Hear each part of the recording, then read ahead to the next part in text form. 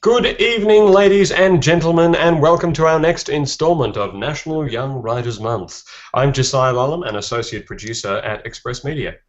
With us for today's hangout is Thandi Chindove, Michaela Hague, Jonathan Atkins, and our host, Broede Carmody. Now, a brief introduction of everyone. Thandi, am I pronouncing your last name correctly? I should just ask. Chindove. Chindove, my apologies. Yeah. Thandi Chindove is a final year Bachelor of Communications student at the University of Newcastle. Her passion has always been storytelling and all its accessories. She's an award-winning public speaker and the former editor-in-chief of her high school's student-run magazine. At the moment, she's a presenter on her university's student-run YouTube channel, a student journalist for 2NURFM, and an intern at 1233 ABC Newcastle. She writes her blog, theafricanrhythm.wordpress.com, when she has the time. Michaela Hague is 17 years old and currently completing Year 12 at Caulfield Grammar. She's a winner of ABC Heywire in 2015, as well as the winner of the Norman Lindsay Festival of Children's Literature Competition. Michaela, am I pronouncing your last name correctly? No, it's Hague, but it's totally fine. Of course it is. There we go. All the time. All right. He's on fire. Jonathan Atkins. I should just check. Jonathan, how do I pronounce your name? No, you nailed it. Atkins, well done. Easy. I've cut the S off by mistake in my introduction, so I'm just going to add that back in. Jonathan Atkins has worked for the ABC since he graduated from Newcastle University in 2001. Most recently, he's been part of the Regional Initiative for Young Australians, Heywire, and works out of ABC North Coast in Lismore, New South Wales. And finally, our host, Broede Carmody. How did I do there? Perfectly. A+. Super. Broede Carmody is a journalist at Smart Company and Smart Up Smart. Is that Startup Smart? My apologies. Yes. And also a poetry editor for VoiceWorks magazine. Previously, he was the co-editor of RMIT student magazine Catalyst. Now, when we begin, you can join the conversation and ask questions by tweeting using the hashtag #NYWM15. And don't forget to check out the remainder of the program online, get to a VoiceWorks 100 launch, and set yourself a goal for National Young Writers Month. Now, Broede, over to you. Thank you. All right. Well, thanks so much for joining us, everyone. Today's session, which will run for about half an hour, is all about Heywire, the ABC's program for young people in rural and regional areas. And just once again, a friendly reminder, there'll be lots of these to send through your questions on Twitter. Just use the hashtag NYWM50. I always start. There we go. Exhibit A. We might jump straight into it. So, as I said before, this session is finding all about ABC's program Heywire. So we might throw to two young people who have been through that program, have had their stories broadcast on radio and television. So Thandi, would you like to go first? Could you run us a little bit through your experience in getting involved with Heywire? Okay, great. So for me, it all started with a uni assignment for a radio journalism class, where we were told about this Heywire thing and we're supposed to tell our stories. So I'm busy thinking, okay, I'm an international student, I don't really know much, what have I experienced? So when I got to thinking about it, I came up with this sort of, as I didn't want to make it seem like a sob story, but I did feel it was important to, talk about the experiences that I'd had with racism, which weren't dominant, but they did have like a really lasting impact on me. So I thought it was interesting and important for me to write it down and then record it and submit it so that people could, just learn about me, hear about my experience, and then in turn possibly provide some support for other people who've gone through the same thing. Okay, and Michaela, how did you get involved with Heywire? I got involved with Heywire. I have some really amazing family members who are like really super dedicated ABC fans, and they're watching, aren't they? I'm hoping so. I'll be really disappointed if they're not. But my cousin, who I'm quite close with, actually posted it on my Facebook wall and was like, "Yeah, you should check this out. Like, you'd be really great at it," which was really funny because I had disregarded it, didn't even look at the link, and then got really bored when I was studying one day. Was like, what can I do instead of my obligations? And so I sat down and opened the link and had like a really good look at everything. And when I say a really good look, I mean a kind of mediocre look. And I just decided to write something, and I had no plan about what I was going to do. And I sat down in front of my Word document, and within like half an hour, I think I had the story that has taken me through the past 6 months with Heywire. So it's been pretty crazy. And just quickly, are you able to sort of give us a bit of a rundown about what your story was about? It was about just how I became to not be me, but accept or find the person that I guess I am now today, or I was when I wrote it, and just how I found just how difficult it could be to be in a place you call home and be so ostracized almost for being just like the tiniest bit different. But obviously having to find that balance between just being who you are and being comfortable in yourself and not needing other people to accept you to be happy. Jonathan, you help coordinate Heywire, is that right? Yeah, correct, Broede. There's two of us who work on Heywire all year round, myself and my colleague Dan Hurst. And we're just in privileged positions, as you've just heard from Thandi and Michaela.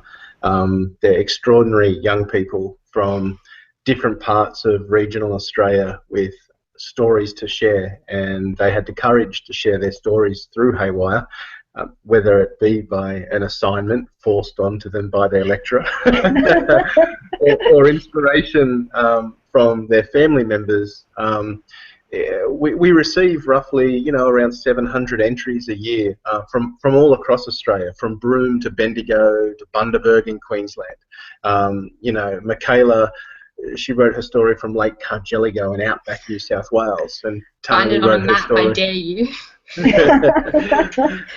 and of course, Thandi's story, we'll hear a little bit more about it, but she wrote hers from Newcastle in New South Wales. They're stories that they're stories that not many people hear about. Heywire is dedicated to the voice of 16 to 22-year-olds in regional Australia. You tell me who in mainstream media, I mean on the big networks in media, who is giving a voice to 16 to 22-year-olds and saying, just tell your story. Be passionate about who you are, your community, your town, your life. Tell your story. We're going to put it on the radio. We might put it on TV. If we can get a reporter to Lake Cargelligo, which we did. which we did in the end. And that's the privilege in my position, is getting to read all of these stories and then to work with around 40 young Australians and turn their stories into to radio pieces as well as online pieces and TV pieces. The stories that we receive are often so personal, so passionate, so heartfelt, and then we just add a little bit of ABC polish to them to meet our editorial standards and to make sure they're broadcastable. Whether that's a word or not, I'm not sure. But there are some strict requirements we have to meet in terms of the art of writing a short story and a short personal story, because I'm sure many of the writers listening in on this call would know the pains of editing, and that phrase,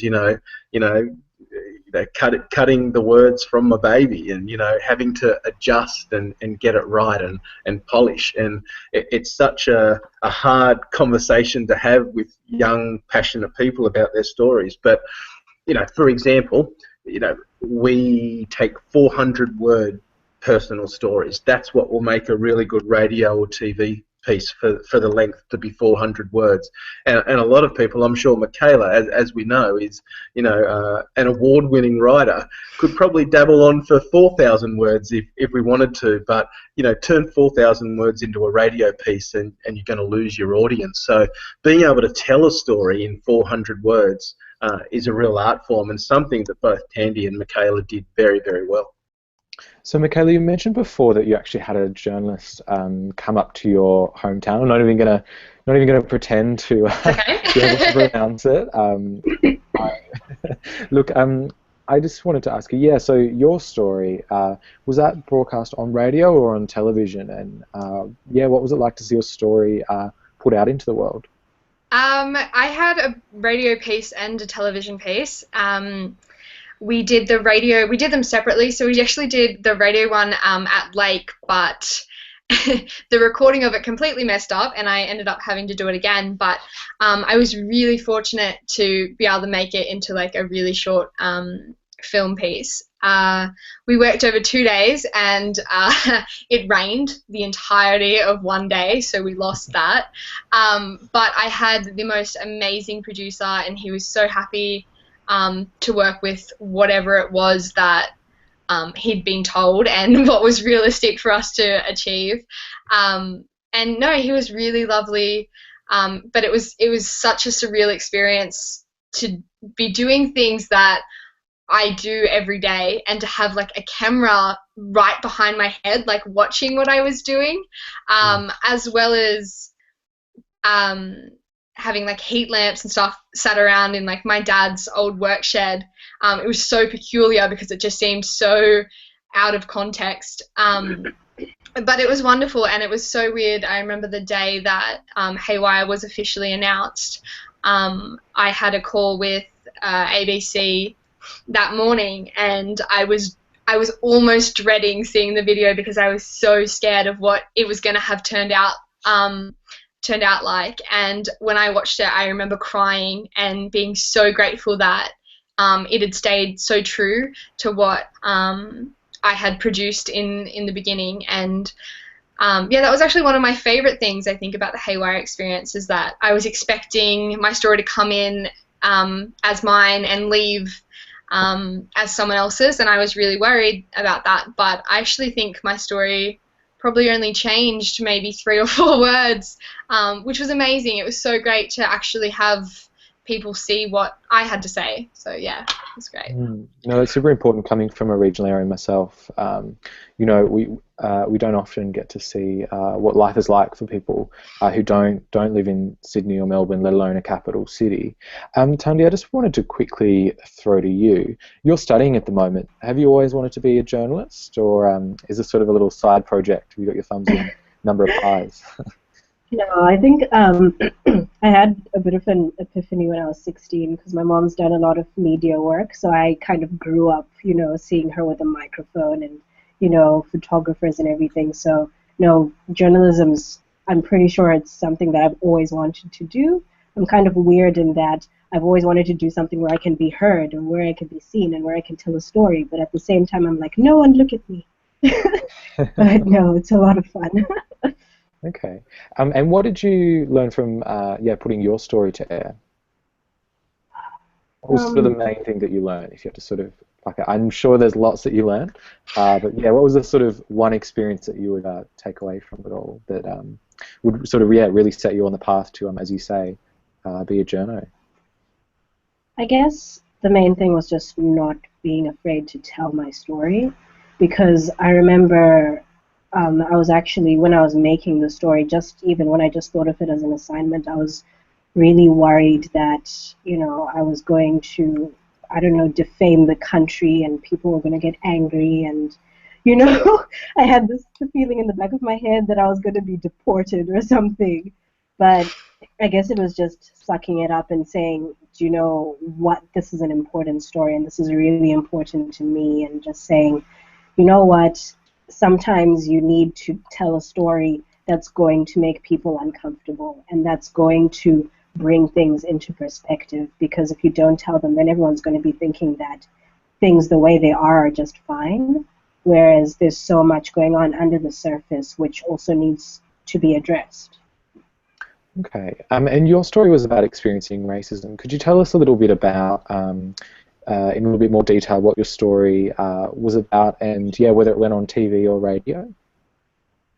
Okay, so mine was just for radio, and it was cool. It was looking into that it kind of lapsed over, the past 3 years that I've been here, and it was looking at, that first time where this whole time when I arrived, I was like, oh no, people are going to be throwing eggs at me, and I'm going to be standing out in class and everything. And in my degree for my year, there's about 150 of us, and I think only 2 of us are not, 2 of us are African. So it's just like, oh, we kind of stand out. So I guess I was expecting there to be, a lot of hate and just feeling ostracized, and that didn't happen, which made me feel really comfortable. And I was like, oh, Thandi, this whole time you've just been an idiot, So that's where, when that person, said, told me to go back to my own country, it was kind of breaking down that comfort that had formed over, that first 9 months, where I was like, hey, I'm actually fine. Where it seemed that everything that I had been worrying about came true. So it was kind of, coming to accept that and playing that through my head, and just trying not to forget the previous 9 months of people just being lovely and me having such a great time and making friends. And so then when that second incident happened where that woman was, just like, oh, just cursed me for being African, I kind of laughed, because I'm like, you're actually kind of ridiculous, do you know that? So I guess it was just interesting for me looking at my story and seeing how I had progressed from that moment where I felt, absolutely horrible, to the point where I could laugh about it and just say, hey, you know what, this is actually who I am, and, I'm sorry that you feel that way, but I'm not going to change that for anyone. Jonathan, from chatting to Thandi and Michaela, sort of getting the sense that people sort of start off hesitant, wanting to sort of tell their own story, and then as time goes on, they sort of really learn to sort of, I guess, craft it and sort of, have a voice. Is that probably the most exciting thing when you're working on Heywire, is to see that progression and people build up their confidence by learning, and despite whether on the day it might be raining or the recording might not be as great as what they hoped, they still get through it, and they beat any hesitancies that they sort of came across before or during the process. Yeah, absolutely, Broede. It's just admirable. I mean, obviously I'm not 16 anymore. I'm well past that. But I couldn't imagine having the courage to write stories that both of our Heywire winners here today, and our 40 other winners from this year, and our 560 winners over the last 18 years. I mean, I can't imagine myself having the courage to sit down and write that story, knowing that it's going to be played in mainstream media across Australia to an audience of, 500,000 people, or 100,000 people, or 40,000 people, or your hometown. I mean, Lake Cargelligo is a town of 600 people. I'd roughly say 500 of them listen to the radio every morning. You're putting yourself out there with your feelings and your life, and that's the amazing thing to think of, that young people in our country are willing to stand up for what they believe in and write about their personal stories that they have real belief in, and it's just admirable to both of them. And I'll say it again, it's a privilege to sit on the other side of the computer and read these stories, and then think about, how are we going to record them? How are we going to make these stories sound great on radio or look fantastic on TV? Or is there a way we can just expand on more of a personal story within their original entry to make it so much more hitting for the audience? And I'd probably say, from my point of view, that many of our Heywire winners do come in hesitant and slightly, I think, maybe just a little naive about the audience that they're going to reach. By the way, you've won Heywire, and we're going to put your story on TV to 500,000 people. Yeah, surprise! And so we have to have a conversation. It's our duty of care to have a conversation with our entrants and our winners about, are they comfortable telling this story?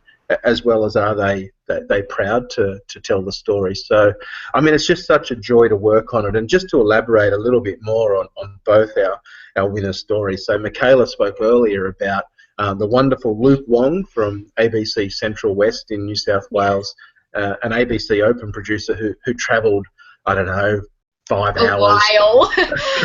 Travelled for a couple of days to shoot and record Michaela's video story. He went out there with a 3-page document of a shooting script that we had worked on behind Michaela's back about, could we film, the family's boots outside the door of the shed, and can we get Michaela sweeping the shearing shed and walking down the dirt track, and how do we tell Michaela's story through vision, and this was after, and like Michaela said, it rained that day. They lost a day because it's just awful to shoot in wet weather, and before that, when another reporter was visiting her area, it was so hot that the recording gear melted and failed in the recording. It was 48 degrees, and the gear just failed. Wet kaput. So they're just minor of a journalist. Yeah, and look, minor technical details really. I've been talking from my perspective, but by listening to those stories, there are other people who inside our organisation at the ABC who really believe in the value of Heywire, and they're prepared to drive that distance to record that story and spend the time shooting and editing and recording, because the stories are so great and they are such a unique perspective from regional Australia and from young people. And in all honesty, I don't think we hear enough from young writers in this country. I think it's an uphill battle to get your issue to be taken seriously and to be heard, and we're just trying to contribute to that. And the more stories we get about young people and what they're feeling and experiencing and what they believe in, the better. Yeah, no, certainly. I think that's something that draws me to journalism, is the fact that, unlike other forms of writing, you can't necessarily hide behind your words in fiction or something like that. You actually got to tackle issues and sort of shine a light on, like the stories that these guys have done, whether they tackle race or sexuality or gender or that sort of thing. Just another friendly reminder that if any listeners have got any questions that you'd like us to answer, perhaps you're a young budding journalist or you might want to get involved with Heywire, just send us a tweet using the hashtag NYWM15. It's also on the screen. Look, Michaela, I just wanted to ask you, you said before that you had, some hesitancy about airing your story, given that you come from a town with around 600 people. What would be your advice for young people out there who have a story to tell, but, have some hesitation about it and aren't sure where to go? I think being afraid is probably the most natural response. But I think there's no truer quote than Thandi itself. The way we live our lives and how we tell our stories, they're not meant to make other people comfortable. It's not our job to make other people comfortable. And I think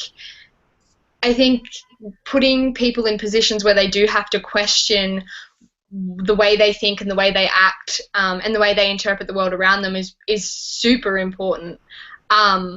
And I think, if you've got a story to tell and you're scared about it, or you're frightened, or you're unsure, I think definitely give Heywire a go.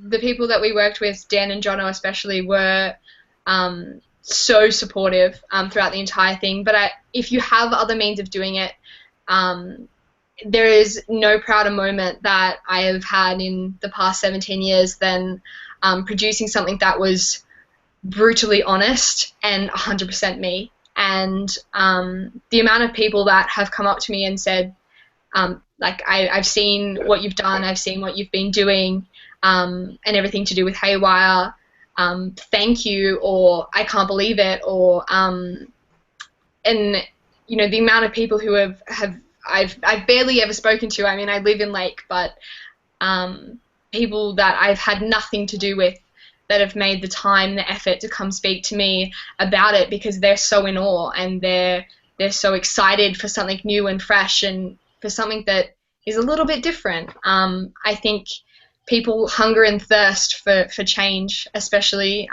in our modern climate, and I think there is nothing more exciting than people sharing what they have to say. So 100%, if you have something to say, find whatever means you can and get it out there, because it's so utterly important that we share everything that we have. And Thandi, what about you? What's your advice for a young budding journalist out there? Given that you're in your final year, was that right, at Yep. Newcastle University? Yeah. What's your advice to someone out there who maybe is in year 12 at the moment, or in sort of the later stage of high school, and thinking that they want to be a journalist, or perhaps even someone who's a little bit older and has a bit of a change of heart? I think it's just that of, what is the things that are important to you are important, because I think a lot of the time, I know a big thing for me is that things that are important to me, I always kind of brush them under the carpet, and I'm like, oh no one cares about that. But the second that you start caring, you need to realize that other people care as well.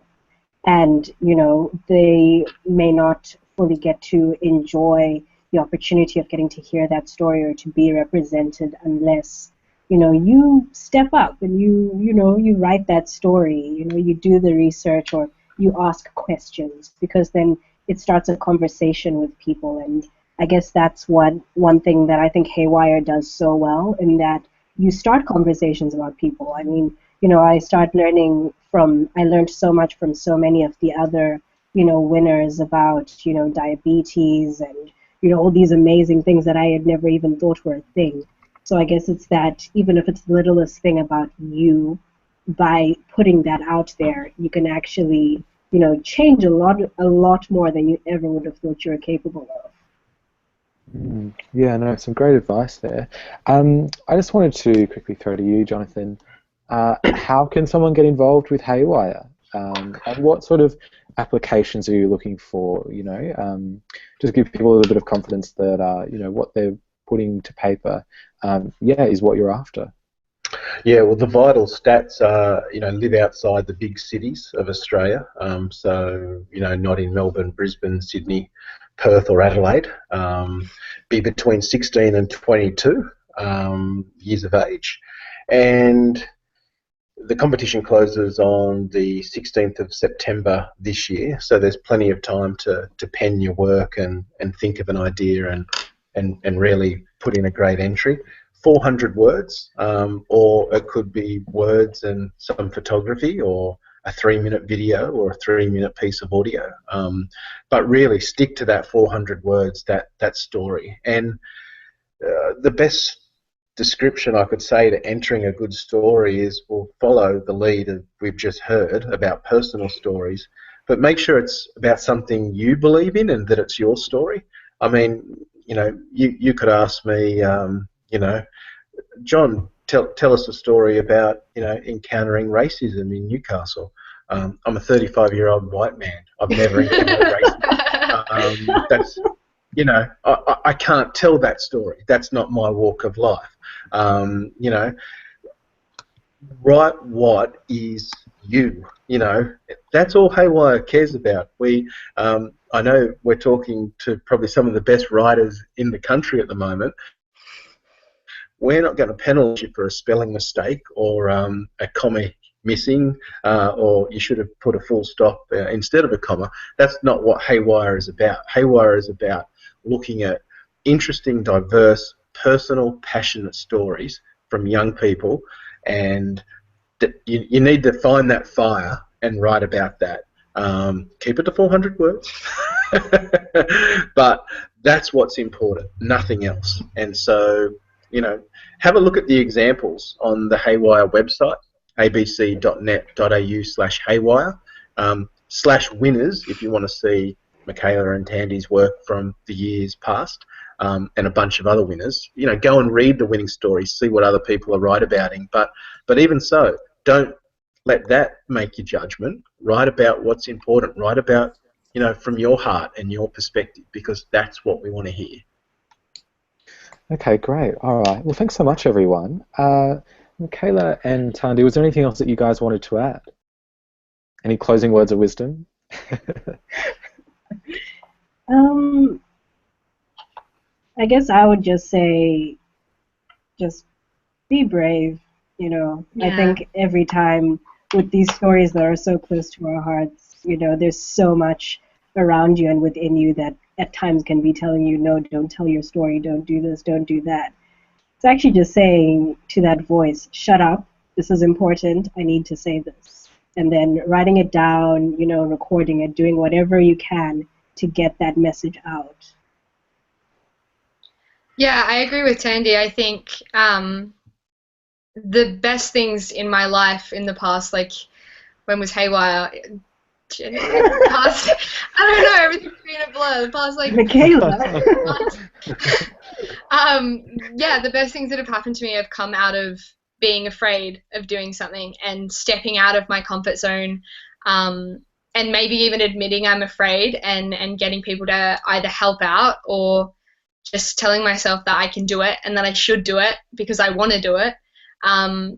There's been nothing more rewarding that has ever come out of my short 17 years than stepping out of my comfort zone and throwing my hands up in the air and letting the chips fall where they may. And my God, I've been so blessed. I've been so lucky that everything's happened the way that it has, and Heywire is an experience that I will never ever forget. So definitely check it out if you're thinking about it. Great. All right. Well, sorry. Go, Jonathan. Yeah, there are, as well as having the opportunity to tell your story, there are a couple of prizes which come along with Heywire. One is if you are judged a winner, your story gets produced and put on the ABC. Two, you're given an all-expenses paid trip to the annual Heywire Regional Youth Summit in Canberra every Which February. is amazing. Michaela. It's actually beyond amazing. So as a winner, you were given that opportunity, and in Canberra, you hang out with like-minded people, other young people from all over Australia. You make both our participants can tell me if I'm lying at the end of this, Broede. So let me go for a little bit. But you will make lifelong friends. You will have a almost the time of your life, you know, and you come up with ideas to try and make regional communities a better place for other young people and yourself. You're working on ideas that you get to pitch to government and to ministers, real life, you know, politicians there listening to you about ways you want to see Australia for the better and for young people in particular. And then your ideas get to go out, you know, they're broadcast these ideas, and we put up $100,000 with our sponsor, the Foundation for Rural and Renewal, FRRR, for communities to adopt the ideas and to make the ideas happen. So again, you start with a story, you put on the national media, you're flown down to Canberra for a week-long event, and then your ideas go out and be made into reality. That's the pitch. Great. All right. Well, thanks so much, Jonathan, Thandi, and Michaela. It was really great chatting to you guys, and I'll be sure to look out for your work in future. Yeah, we might throw back to Josiah. Yes, hello. I'm back again to wrap things up. Guys, that was fantastic. Thank you so much for giving up some of your time, and thank you for those who are tuning in. I'd just like to say again a big thank you to Thandi, Michaela, Jonathan, and Broede. If you want to find out more about any of our guests today, you can follow Thandi on Twitter @ZimThinking and check out her blog, which I'm holding up there, theafricanrhythm.wordpress.com.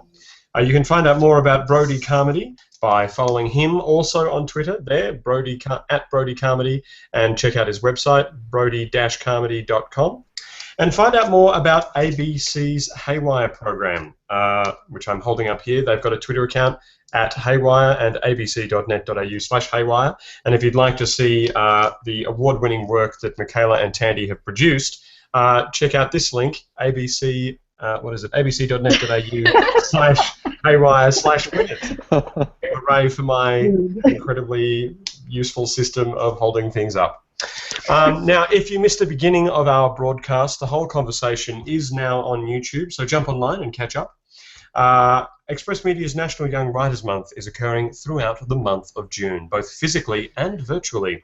Tune in tomorrow at 6 p.m. for a chat about the Scribe Non-Fiction Prize with past winners Robbie Arnott and Bryony Doyle, hosted by our creative producer Fiona Dunn.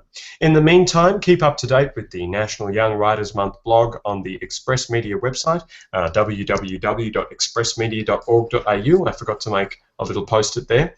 And check out the Twitter hashtag #NYWM15. Get yourselves along to a VoiceWorks 100th launch and set yourself a goal for National Young Writers Month. Thank you again for tuning in, and we look forward to seeing you all again soon. And thank you again, guys. Really appreciate you giving up the time. It's really great. Thanks, Big wave Joe. from everyone. Thank you. Thank you. Mwah. Goodbye, everybody. Bye. Bye.